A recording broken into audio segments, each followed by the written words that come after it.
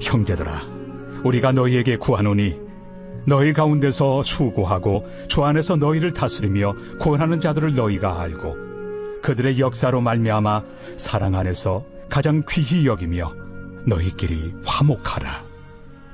또 형제들아, 너희를 권면하노니 게으른 자들을 권계하며 마음이 약한 자들을 격려하고 힘이 없는 자들을 붙들어주며 모든 사람에게 오래 참으라. 삼가 누가 누구에게든지 악으로 악을 갚지 말게 하고 서로 대하든지 모든 사람을 대하든지 항상 선을 따르라. 항상 기뻐하라. 쉬지 말고 기도하라. 범사에 감사하라. 이것이 그리스도 예수 안에서 너희를 향하신 하나님의 뜻이니라. 성령을 소멸하지 말며 예언을 멸시하지 말고 범사에 헤아려 좋은 것을 취하고 악은 어떤 모양이라도 버리라. 평강의 하나님이 친히 너희를 온전히 거룩하게 하시고 또 너희의 온 영과 혼과 몸이 우리 주 예수 그리스도께서 강림하실 때 흠없게 보존되기를 원하노라. 너희를 부르시는 이는 미쁘시니 그가 또한 이루시리라. 형제들아, 우리를 위하여 기도하라. 거룩하게 입맞춤으로 모든 형제에게 문안하라. 내가 주를 힘입어 너희를 명하노니 모든 형제에게 이 편지를 읽어주라. 우리 주 예수 그리스도의 은혜가 너희에게 있을지어다. 오늘은 정말 유명한 말씀이죠. 18절 말씀. 범사에 감사하라. 이것이 그리스도 예수 안에서 너희를 향한 하나님의 뜻이니라. 이 말씀을 중심으로 오늘 말씀을 묵상하려고 하는데요. 우리가 흔히 감사에 대해서 오해를 하는 게 우리가 뭔가를 소유하면 감사가 나온다고 생각을 해요. 그런데 생각해보면 소유라는 개념은 대단히 추상적입니다. 그러니까 소유가 감사의 조건이라고 말하면 도대체 무엇을, 얼마나 소유해야 감사가 나오는 것인가. 그래서 단순히 소유가 감사의 조건이라고 말하면 이제 감사가 뭔지는 선명하게 규명하는 건 어렵게 되는 겁니다. 여러분, 사실 감사는요, 무작정 소유와 관련된 것이 아니라 사실은 바른 기준과 관련이 있는 거예요. 하나님이 우리에게 감사를 원하시는데 우리가 감사해야만 하는 하나님의 기준이 있다는 거죠. 예를 들어서 부자가 되게 해주시면 그것도 당연히 감사의 제목이죠. 그런데 중요한 건 감사를 드려야 되는 부유함의 기준이 있다라는 거예요. 그런데 여기서 부유함이라는 기준이 타락하면 하나님이 아무리 채워줘도 불만족이 일어나고 불평이 일어나는 겁니다. 그러나 하나님이 제시하는 충분함과 부유함의 기준을 받아들이면 바로 그 기준에 의해서 감사가 나오는 거예요. 여러분, 좋은 배우자가 뭡니까? 그걸 말하려면 기준이 있어야 되는 거예요. 기준이 있으면 기준대로 살아주는 배우자로 인해서 감사하고 또 그 기준에 미치지 못하면 애통하는 거죠. 좋은 자녀라는 것도 건강한 자녀가 좋은 자녀입니까? 부모에게 용돈 주는 자녀가 좋은 자녀입니까? 이거를 말하려면 기준이 있어야 그 자녀로 인해 참된 감사를 할 수가 있는 거예요. 그러면 진짜 감사의 기준이 뭔가? 자, 오늘 성경은 범사에 감사하라고 말합니다. 그런데 여러분, 사람이 어떻게 범사에 감사할 수 있습니까? 그런데 이것도 기준이에요. 만약 우리 삶에 늘 감사하게 만들어주는 기준이 있다면 그 사람은 그 기준 때문에 정말 범사에 감사할 수 있는 거예요. 그런데 그리스도인을 범사에 늘 감사하게 만드는 것, 절대로 뺏기지 않을 감사의 제목이 있다면 그게 뭐겠습니까? 그게 바로 구원이에요. 구원이 바로 그리스도인들만 가질 수 있는 독점적인 감사의 기준이에요. 그래서 이 말씀을 좀 더 구체적으로 볼 텐데요. 오늘 말씀을 보면 범사에 감사하라는 굉장히 거대한 명령을 하시는데 본문을 언뜻 보면 이렇게 큰 명령을 하는 거에 비해서 그에 합당한 이유를 제시해주지 않는 것처럼 보인다는 거죠. 그런데 이건 묻지 말고 따르라는 명령이 아니에요. 너희는 입 다물고 감사나 해라. 이게 하나님의 인격이 아니라는 거죠. 여러분이 오늘 말씀을 자세히 보시면 하나님께서 범사에 감사할 것을 말하면서 그 이유로 제시하는 게 있는데 그게 바로 구원입니다. 그러니까 하나님이 생각하시는 바 무릇 구원이란 사건은 범사에 감사를 유발할 만큼 굉장히 큰 은혜라는 거예요. 그래서 어제 본문이죠. 데살로니가전서 5장 9절 10절에 보면 이렇게 말씀하십니다. 하나님이 우리를 세우심은 노하심에 이르게 하심이 아니요 오직 우리 주 예수 그리스도로 말미암아 구원을 받게 하심이라. 예수께서 우리를 위하여 죽으사 우리로 하여금 깨어있든지 자든지 자기와 함께 살게 하려 하셨느니라. 자, 이렇게 말씀을 하셨는데요. 이 구절을 더 자세히 이해하려면 우리가 좀 배경을 다시 좀 알아봐야 됩니다. 전에 조금 말씀드렸지만 사도 바울이 데살로니가 교회를 설립하게 된 데는 그 이유가 있습니다. 이 데살로니가에 오기 전에 바울과 실라는 빌립보에서 복음을 전하다가 매를 맞고 감옥에 갇힌 적이 있었어요. 그런데 그 감옥에서 자정쯤에 그들이 감사하며 찬송을 부르고 있는데 땅이 흔들리면서 옥문이 열리는 사건이 일어납니다. 그러자 이 사건을 통해서 간수장을 전도하게 되고 그 후에 신변의 안전 때문에 빌립보를 떠나 데살로니가로 오게 된 거예요. 이때 바울과 실라 디모데가 함께 하는데 거기서 최소 3주간을 머물면서 이방인에게 복음을 전했습니다. 그런데 놀라운 것은 그 짧은 시간에 회심자가 생기더니 바로 거기에 교회가 세워지는 거예요.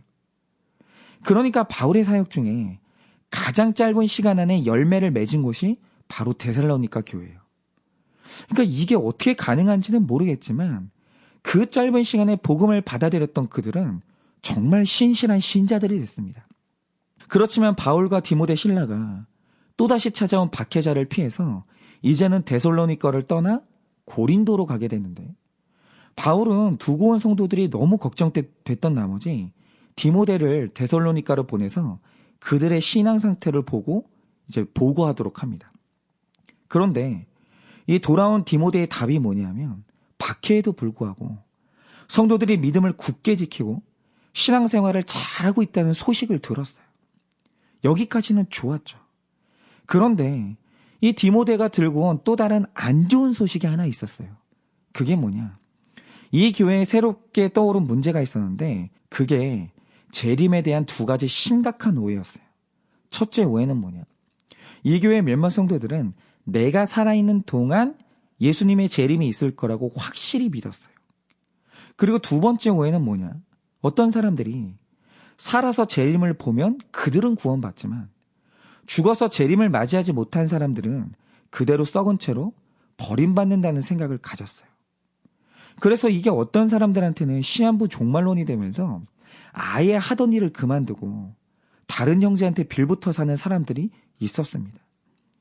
그러니까 원래 그들 안에는 일하기 싫어하는 게으름과 거지 근성이 있었는데 이 잘못된 종말의 개념이 그들의 죄성에 불을 붙인 거예요. 그러면서 내일 세상이 끝날 수도 있으니 이 세상에 미련이 없다라고 하면서 주님의 재림을 죄 짓는 명분으로 이용하면서 열심히 사는 삶을 내팽겨친 겁니다. 그런데 더 심각한 건 이들 중에서는 자기 부모 형제가 이미 세상을 떠난 사람들이 있었어요. 그들은 주님의 재림을 보지 못하고 죽었기 때문에 혹시 내 아버지가, 내 형제가, 내 어머니가 구원받지 못하는 거 아닌가? 이런 걱정이 있었던 겁니다. 그런데 바울이 이런 두 가지 오해와 부작용을 바로잡기 위해서 오늘 본서를 기록한 거예요. 그리고 5장 9절 10절 역시 이런 맥락에서 바울이 강론을 하는 겁니다. 본문을 보면 깨어있든지 자든지라는 표현이 나오는데 이것은 살아있든지 죽었든지라는 말을 은유로 표현한 거예요. 그러니까 말하자면 이런 거죠. 살아있어도 주님이 우리와 함께 하시지만 죽었어도 하나님은 성도들과 함께 계신다는 거예요. 우리 각 사람의 구원은 이미 태초부터 하나님이 계획하셨고 그 계획을 하나님이 친히 성취하십니다.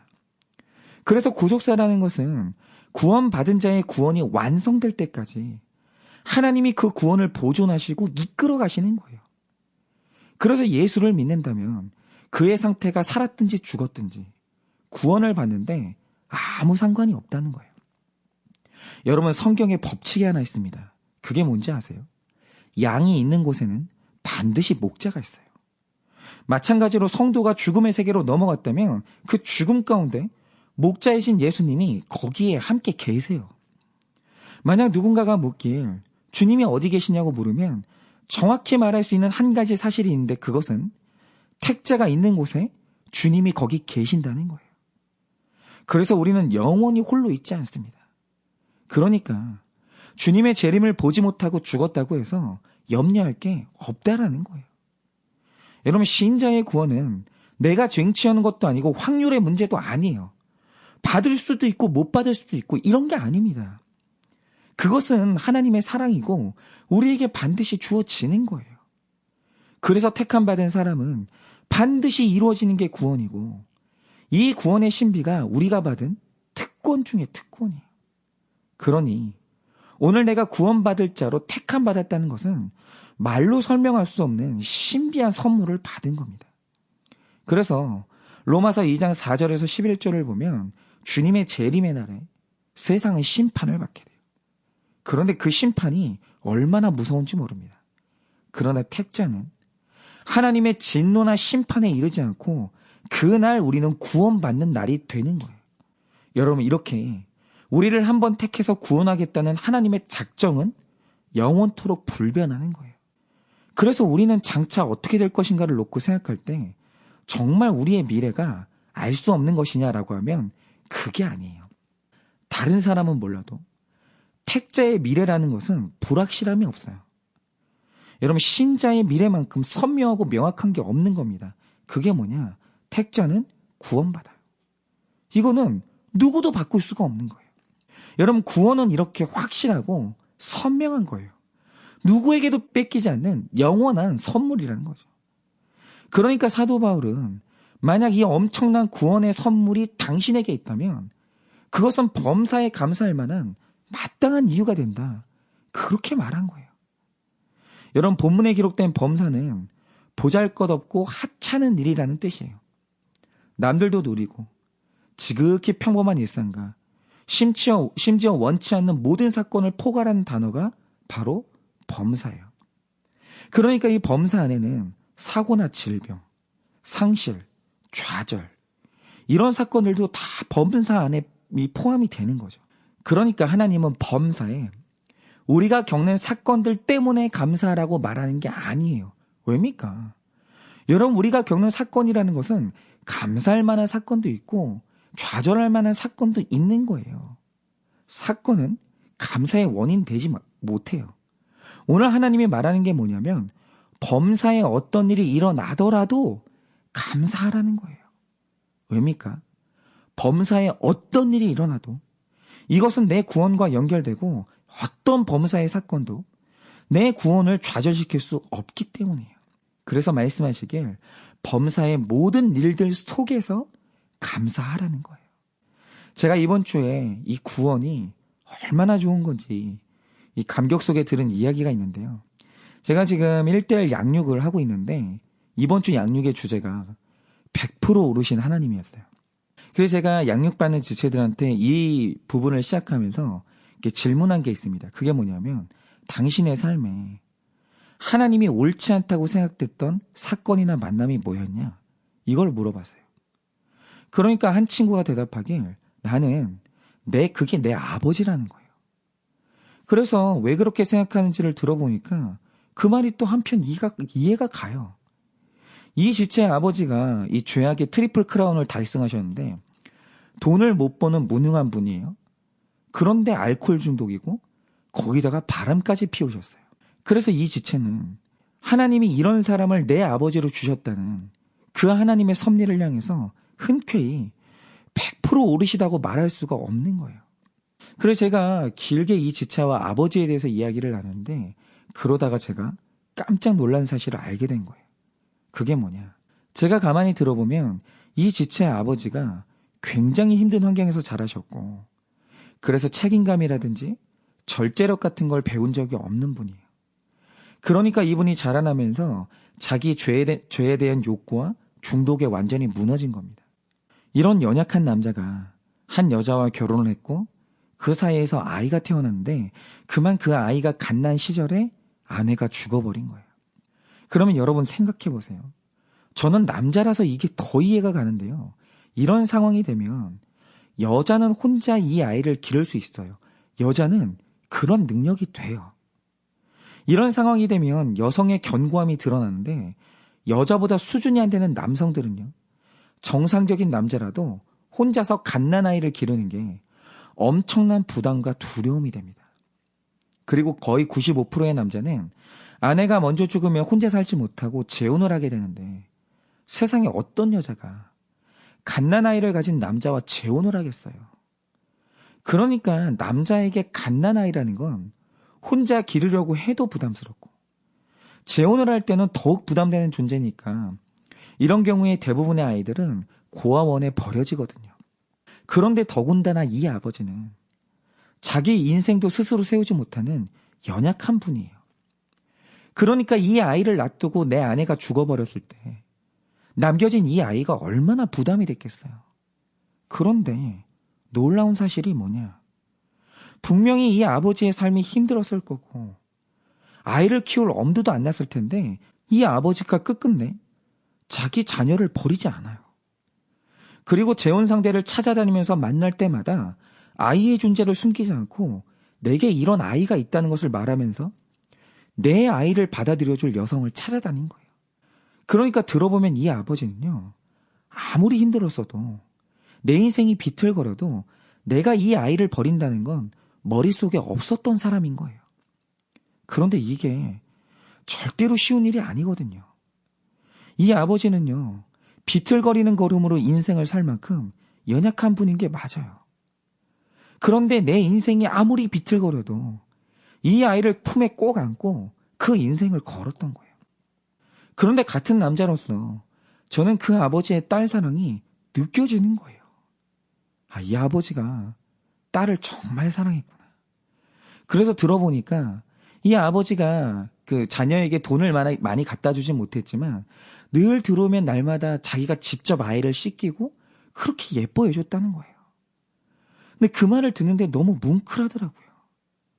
그런데 이분이 그러다가 마침내 이 어린 아이를 받아주는 여성을 만나는데 그 여성이 예수님을 믿는 사람이었고 그 새엄마를 통해서 이 지체가 예수님을 믿게 된 거예요. 그래서 제가 그날 양육을 하면서 해준 이야기가 뭐냐면 네 인생에 받은 복 중에 가장 큰 복은 너 좋은 아빠 만났다. 만약 내가 그런 상황이 됐으면 많이 배우고 똑똑한 사람들도 새 출발을 위해서 자기 아이를 고아원에 버리는데 네 아버지는 아무리 힘들었어도 너를 버리지 않았다고. 너를 지켜냈다고. 제가 그 말을 해주는데 저는 꼭 이 아버지가 어린 모세를 구원으로 이끌었던 갈대상자 같은 거예요. 보잘것없고 흔들리지만 이 아이가 구원에 이를 때까지 지켜냈던 그 갈대상자가 이 아버지 같은 거죠. 그래서 제가 그날 이야기를 해준 게 너의 구원을 위해서 그렇게 좋은 아버지를 만나게 하신 하나님께 감사하라고. 다른 그 누구보다 적어도 너에게만큼은 하나님이 100% 오시다고. 너의 아버지는 하나님의 실수가 아니라 하나님의 은혜라고 우리가 그렇게 같이 해석을 나눴습니다. 그렇죠. 여러분, 이 아버지는 누가 봐도 연약한 아버지가 맞아요. 그러나 그 힘든 상황에서도 내 아이를 지켜낸 아버지는 생명을 지켜준 것 때문에 최고의 아버지인 거예요. 여러분, 이게 바로 구원이에요. 구원 하나 때문에 우리가 범사의 하나님께 감사할 수 있는 거예요. 여러분, 구원은 그리스도인들에게 상대적인 가치가 아니라 지배적인 가치예요. 우리가 받은 구원은 어떤 불행이나 고난과도 비교할 수 없는 거예요. 여러분, 모든 사람들에게 인생은 고단하고 가혹하고 버겁죠. 그런데 누군가는 그 고단한 인생길의 끝에 구원의 소망까지 없는 사람들이 있어요. 그래서 저는 예수 소망 없는 사람들이 이 땅을 살면서 소비에 집착하고 칭찬에 집착하고 술 마시고 성에 중독돼서 사는 게 한편으로는 이해가 가요. 왜입니까? 미래에 소망이 없는데 그거라도 없으면 이 힘든 오늘을 어떻게 버티겠어요? 그래서 사실 그렇게 사는 이들을 보면 가슴이 아프고 우리가 빨리 예수님을 전해야 되는 겁니다. 그런데 구원받은 우리는 이 고단한 세상 가운데서 나에게 확정된 예수 소망이 있다라는 거예요. 그러니 그 예수 소망 가운데서 범사에 감사하시며 인생의 길을 힘차게 걸으시길 예수님의 이름으로 축원을 드립니다.